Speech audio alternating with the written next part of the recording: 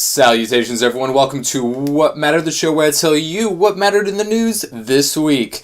Bit of a slow week as it was Christmas week, but we still have plenty to go over. Bandai Namco has changed their name once again, now changing it to Bandai Namco Entertainment 3 Hyper Fighting Edition Alpha Centauri of Anaheim. KimDotcom saved Christmas for the gamers. Can't wait to see that Christmas special on ABC next year. Call of Duty now has a sniper-only insta-jib game mode. 1999 called, they want their game modes back. This is what mattered.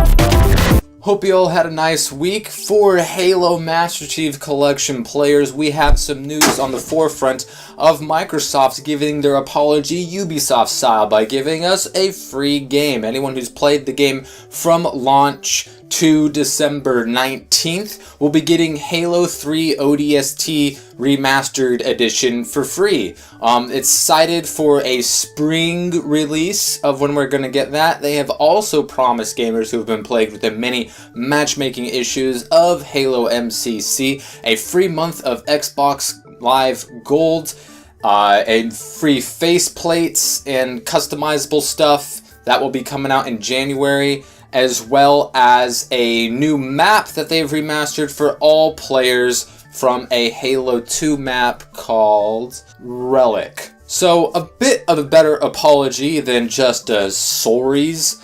So that's really good to see, especially since these issues have plagued the game longer than most other games that have matchmaking issues from the launch of their game when it comes to traffic and getting people into lobbies in the first place. It took me like 3 weeks to finally get into a game, and now I'm getting into them, pretty regularly. It's not as fast as I want it to be, but it's still quite workable, and I do expect it to get better. And this is a more suitable apology than just we're working on it kind of a thing. They're also adding the Spartan Ops from Halo 4 to the game for free, I believe. No word yet on when that's going to happen. Sounds like it's going to be soon. Sounds like they have a lot of new content coming in January. So that's pretty cool. Also with the Halo 5 multiplayer beta, which came out for a select few people in the last week and going out to everyone else who has the game not too far away from now. So that's good to see. Good Halo news. And about time. So, a developing story that's not all too surprising. On Christmas Day, Xbox Live and PSN went down. A DDoS attack. Supposedly, the same guys who did it a month ago. And now people are talking about other stuff that they may or may have not done with the whole North Korea thing. So we'll see what comes of that, but it looks like KimDotcom came to save the day because he wanted himself to play some Destiny. And for those of you who know, KimDotcom, the owner and creator of Mega Upload, and then that got taken down. Now he's Mega, but still super rich guy. You gamers might remember him as the #1 ranked player on Modern Warfare 3. He had like 10 billion hours played. Obviously wasn't the best, but time played, had the most time played and highest score. So he went onto Twitter and tweeted the Lizard Losers, saying like, hey, I'll give you free Mega Upload premium accounts if you stop DDoSing Xbox Live so I can play Destiny. And they were all like, cool, okay. And KimDotcom had a contingency plan saying that if they ever attacked them again, then he would revoke said memberships. So the loser script kiddies over at the Lizard Squad said that they won't do it again. There was some copycat accounts that may or may not be connected with these guys, saying that they were still attacking PlayStation Network because that was still down. Xbox Live was still up, but PSN was still having issues. They claimed that they had nothing to do with it, so that they were no longer attacking. It was probably just residual stuff from what they did earlier, or the PlayStation Network just couldn't handle the load of new Christmas users. So that is a bit interesting. We of course, this was for the lulz, as always. These little script kiddie groups and their super easy scripts for DDoSing huge companies and networks.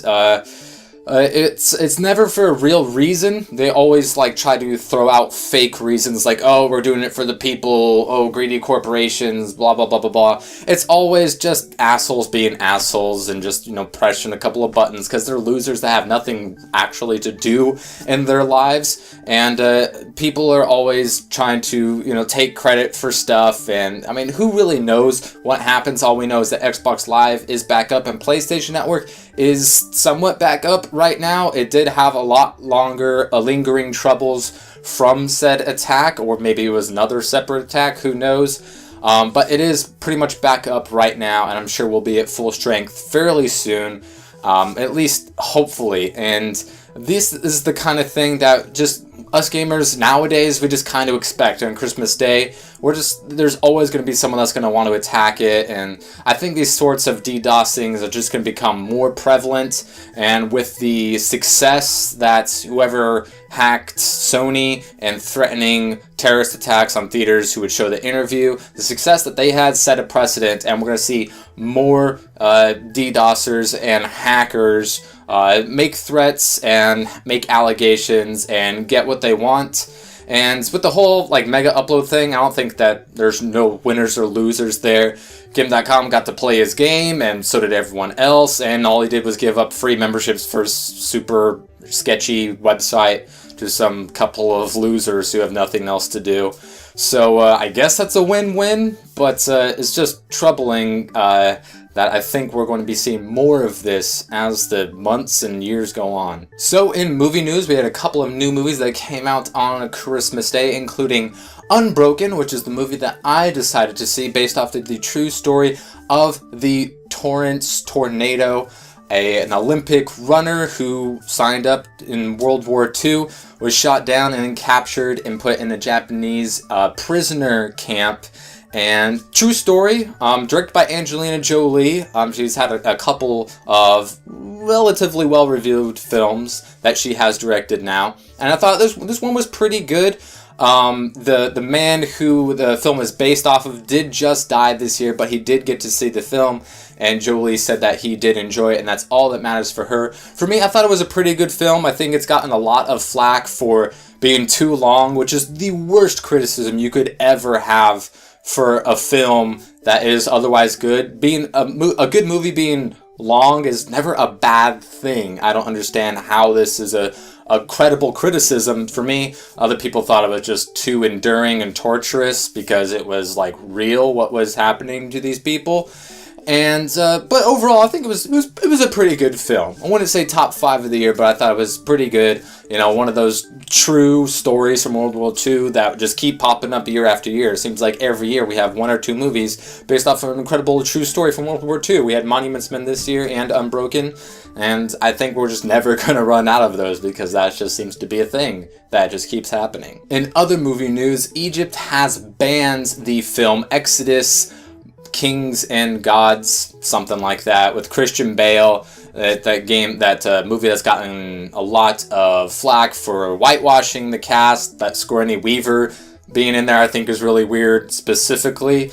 But it's just the Exodus story. We've all seen it thousands of times before, and other live-action movies and cartoons and books and whatever they made you watch as a kid. But it's the same stupid made-up story, and Egypt has banned it for historical inaccuracies. I don't know what they were expecting when they heard there was an Exodus story. Did they think that, oh, this must be the one where Moses goes to Idaho and opens up the yogurt shop?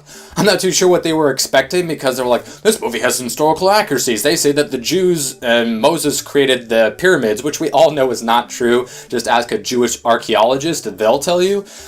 So I don't know why they're getting so mad that this is historically inaccurate. The entire story is historically inaccurate. It never happened. The Jews were never in Egypt. They never built the pyramids. They never left. Some people say, oh, it's a metaphor for something, and whatever. People like the story. It's not, it's somewhat cinematic with the stuff that happens, but it's fictional. We all know it's fictional, and I don't know why Egypt is getting all up in arms about it, just because they're saying it's a Zionist film and whatever. Just whatever. It's a stupid looking movie, so why would you expect anything different? And something a little surprising that happened this week, the folks over at Sledgehammer Games, the people who made Call of Duty Advanced Warfare, made a new game mode. It's a snipers only game mode, and people have been wanting that for quite some time. In two camps of people specifically, people who love sniper-only lobbies and don't want to have to make it themselves, and people who hate snipers and want them to have their own game mode so that they don't be in other game modes that they enjoy playing. So it seemed like a win-win for a lot of people. I myself, I'm in neither camp. I neither hate snipers nor want to be in sniper-only lobbies, even though I like sniping quite frequently. I myself have never played Advanced Warfare, so I don't really know how great that works out. But it's interesting for them to actually make this game mode. It's insta-gib, super low health. You can only choose from a few different classes. They're all the same bolt-action rifle that everyone always uses anyway. And so it's a one-shot, one-kill deal no matter what.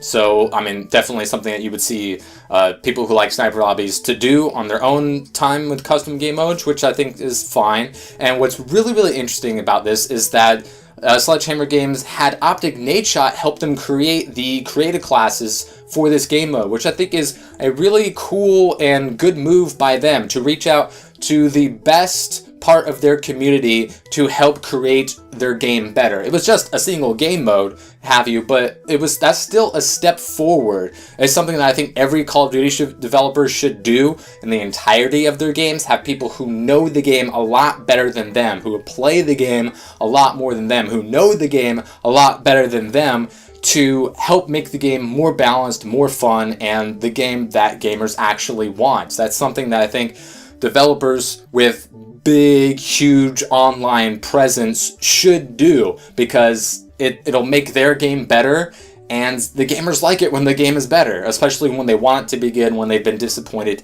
in the past. So I think that's a pretty good step Nadeshot created. I think there's 4 different creative classes. The only difference is like the perks and stuff. There's no secondary weapons. It's all the same bolt action. So very interesting. I don't know how people enjoy it so far. It's only like a day and a half or 2 days old at this point. But very, very interesting, and I wonder if people are finally happy that this has happened, and that they have an insta-gib shock rifle only type game mode, which many of us 90 kids saw back in the day, and to see a new game develop that and like pretend it's new.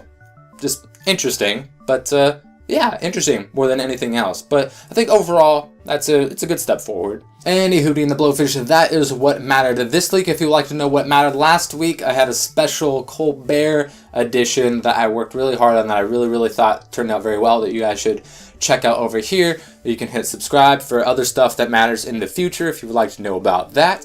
And anyways, thank you all for watching. I really, really appreciate any comments that you guys have for me. All these stories for the links will be the stories below. Just click stuff if you want. I don't care. Anyways, thank you all for watching, and I will see you next time.